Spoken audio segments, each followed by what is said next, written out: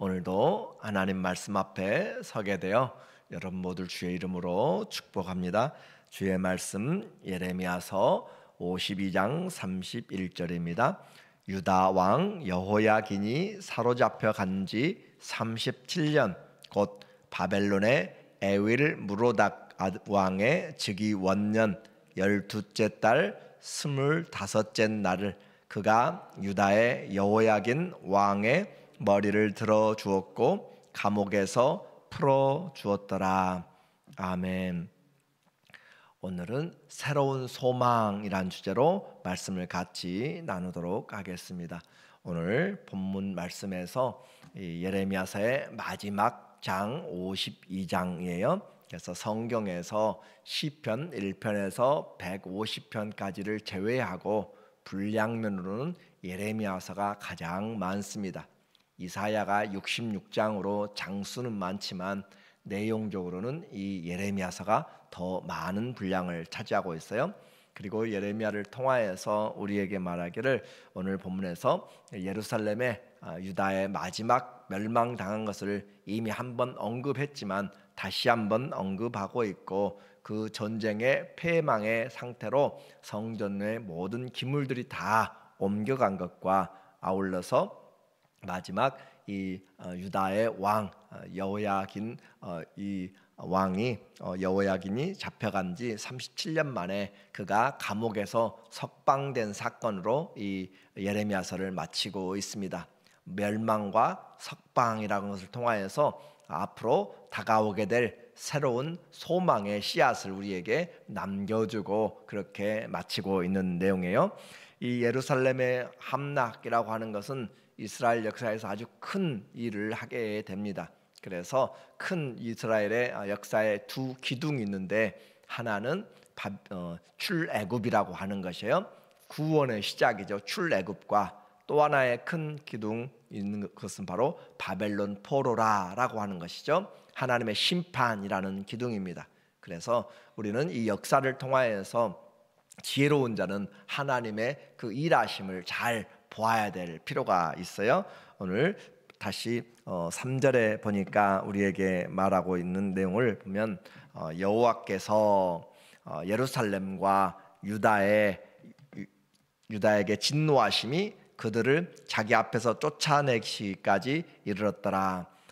마지막 왕 유다 시드기야 왕의 그 삶에서 하나님이 그가 여전히 그의 조상들의 악한 길을 좇아서 행하였다라고 그렇게 말하고 있으므로 시드기야가 바벨론 왕을 배반하니라. 하나님이 계속적으로 반대하고 바벨론에 항복하라라고 했는데 결국 배반하여서 시드기야 제9년 10째 달 10째 날에 바벨론 왕 느부갓네살이 그의 모든 군대를 거느리고 예루살렘을 치러 올라와서 그 성에 대하여 진을 치고 주위에 토성을 쌓음에 그렇게 해서 예루살렘에 대한 공격이 시작된 것을 말하고 있습니다. 세 번째 바벨론 왕의 침략이 바로 588년 10월 10일에 일어났다라고 그렇게 역사적인 기록을 하고 있어요.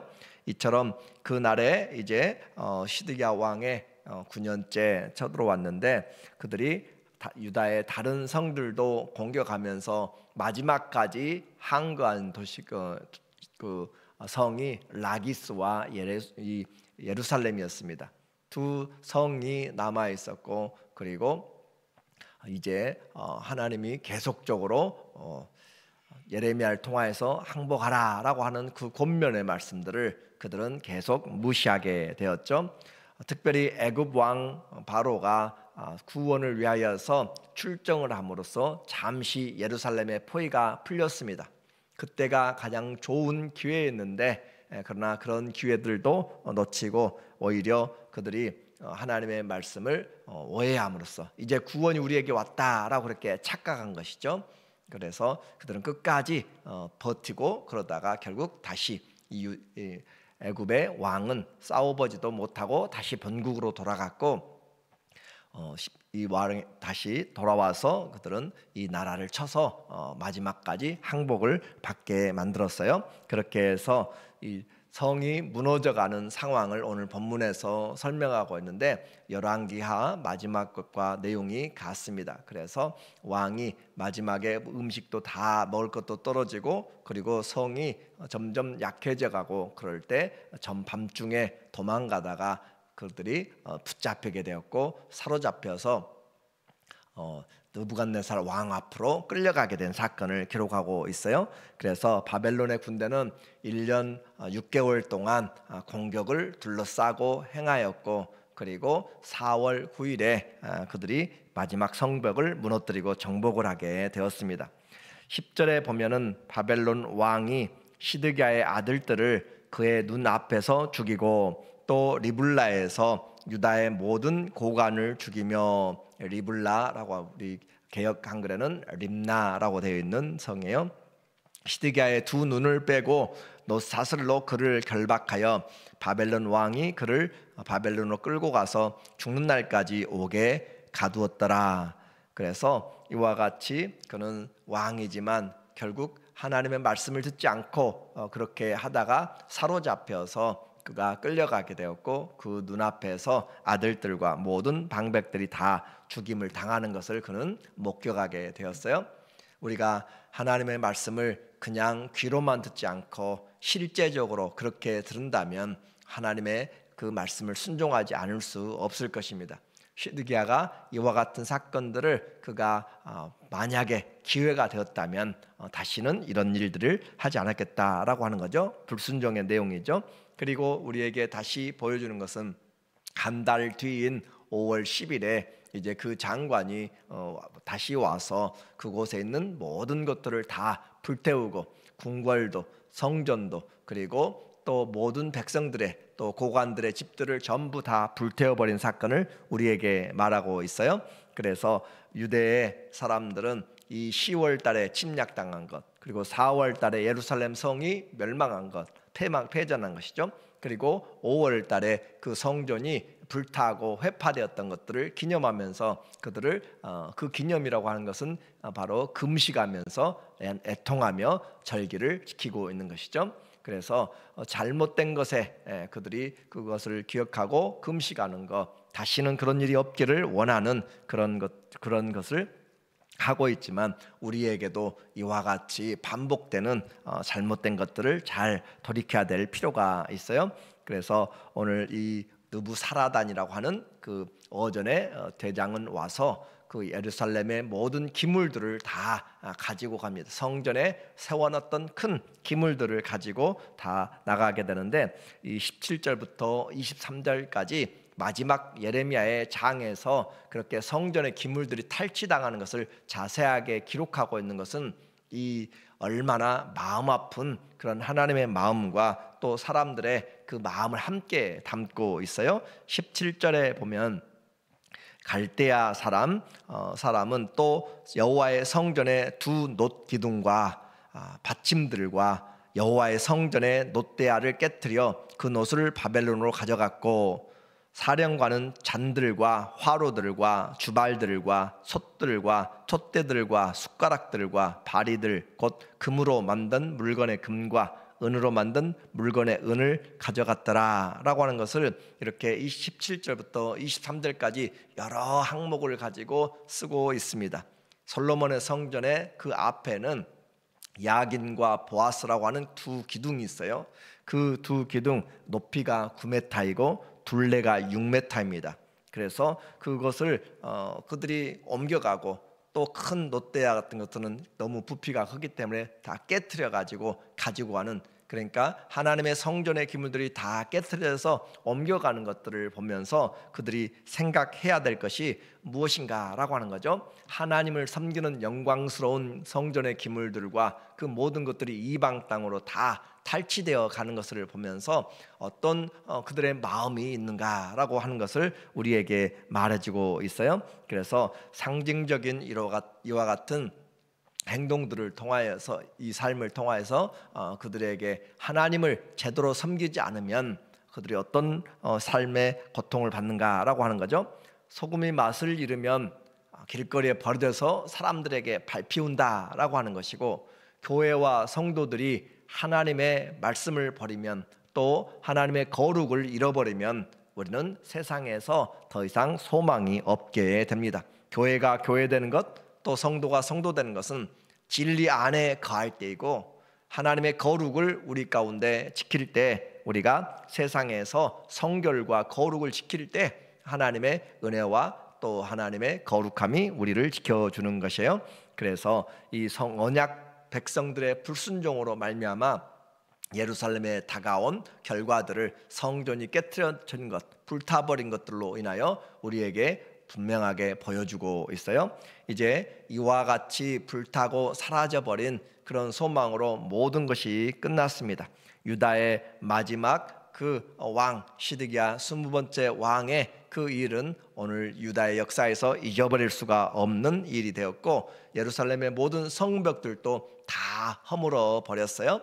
그래서 그 허물어진 그 성벽은 586년에 허물어진 성벽은 나중에 느헤미야가 와서 그뒤로부터 150여 년이 지난 444년에 와서 그 성벽을 지으려고 보니까 모든 잔해들이 다 모래더미와 흙더미에 그렇게 불타고 묻혀지고, 그래서 엄두가 나지 않을 정도로 그렇게 150여 년 동안 그 성벽이 무너져 있던 것들을 보게 되고, 그것을 다시 일으켜 세우는 것이 느헤미야의 성벽 재건의 일이었습니다. 이와 같이 하나님 앞에서 심판당한 내용, 그것으로 오늘 끝나지 않고 오늘 성경은 우리에게 새로운 소망의 시간을 주고 있어요. 31절에 보면은 우리에게 말하는 내용이죠. 유다 왕 여호야긴이 사로잡혀 간 지 37년, 597년에 2차 바벨론의 공격으로 인하여서 이 여호야긴이 사로잡혀갔고, 이때 에스겔도 사로잡혀갔고, 군인들과 장인들 만여 명이 사로잡혀갔던 그런 제2차 침략 때요. 왕이 3개월 동안 왕으로 있다가 그가 사로잡혀 갔습니다. 그리고 37년 동안 이제 옥살이를 하고 있어요. 적국에서 나라가 패망하는 소리를 들었을 때 얼마나 어떤 마음이 있을까. 그래도 나라가 살아있을 때는 혹시 어떤 기대가 있지만 나라가 멸망하고, 그리고 37년이라고 하는 긴 세월 동안 옥에 갇혀 있을 때 그의 삶은, 그리고 그의 모든 것들은 전부 이 노예 생활에, 그리고 갇혀 있는 생활에 모든 것을 포기하게 된 것이죠. 그런데 그에게 사로잡혀갔던 그에게 사면령이 내리게 되었어요. 느부갓네살의 아들인 그 에윌 무로닥이 즉위하게 되었어요. 에윌 무로닥이라고 했고, 또 마르둑이라고 하는 건 같은 단어인데 같은 신이에요. 바벨론이 섬기는 신입니다. 그래서 무로닥의 아들이란 것이죠. 에윌 무로닥의 그 신의 우상의 아들의 이름으로 그렇게 지어놓은 것이고, 왕의 즉위 원년에 그가 12째 달 25째 날에 유다 왕의 머리를 들어서 풀어줬다. 그리고 뿐만 아니라 그에게 과도한 그런 신분의 회복을 시켜줍니다. 32절 보면 그에게 친절하게 말하고 그의 자리를 그와 함께 바벨론에 있는 왕들의 자리보다 높이고 죄수에서 끌어내서 높여주었다라는 것이고, 그 죄수의 의복을 갈아입혔고 그의 평생 동안 항상 왕의 앞에서 먹게 하였으며, 정말 기대하지 않는 과분한 그런 축복을 그에게 받게 해 준 것이죠. 그렇게 해서 그가 날마다 쓸 것을 바벨론의 왕에게는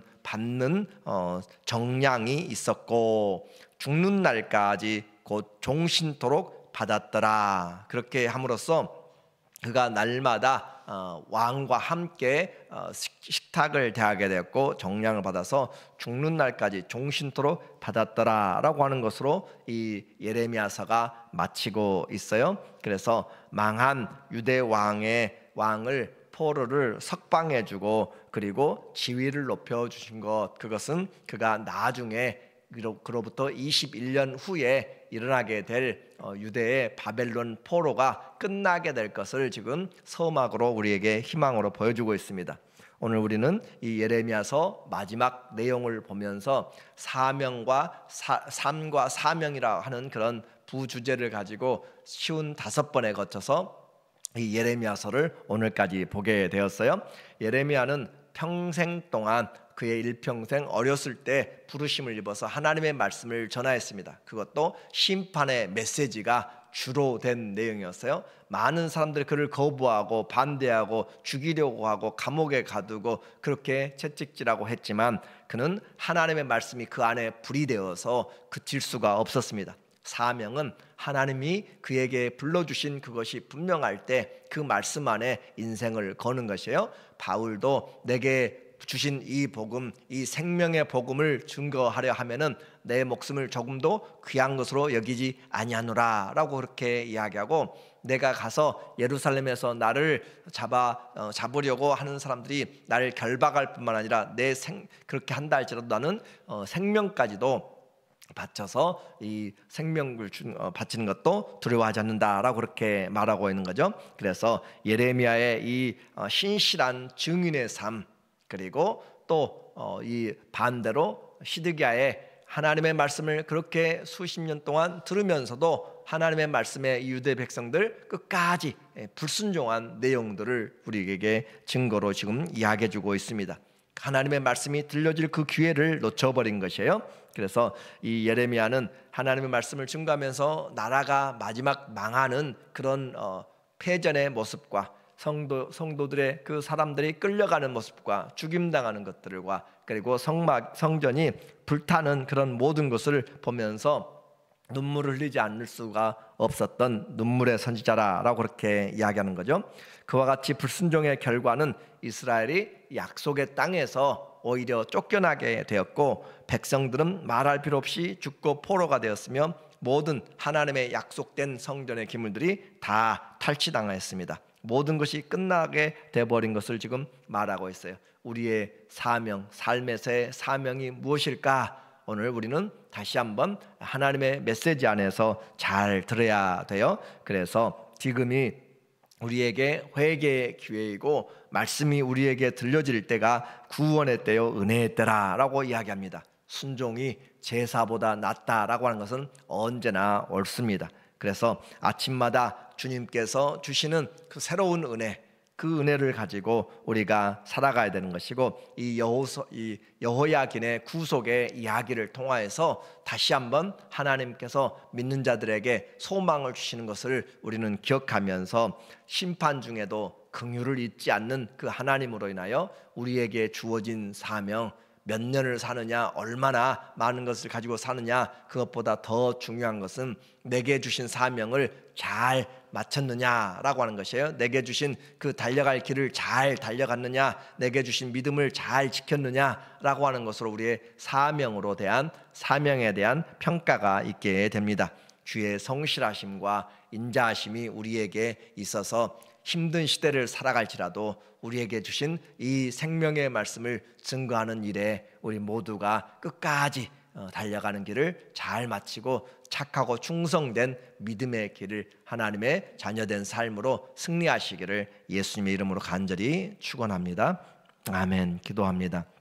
하나님 아버지, 한 나라가 망하여지고 또 성전이 불타는 참혹한 일들을 우리에게 가감없이 보여주심으로 우리의 삶에 무엇이 중요한지를 보게 하여 주시고 일평생 하나님의 말씀 앞에 부르심을 입어서 끝까지 순종하며 승리할 수 있는 말씀의 사람들, 성령의 사람들 주님 다 되게 하여 주시옵소서.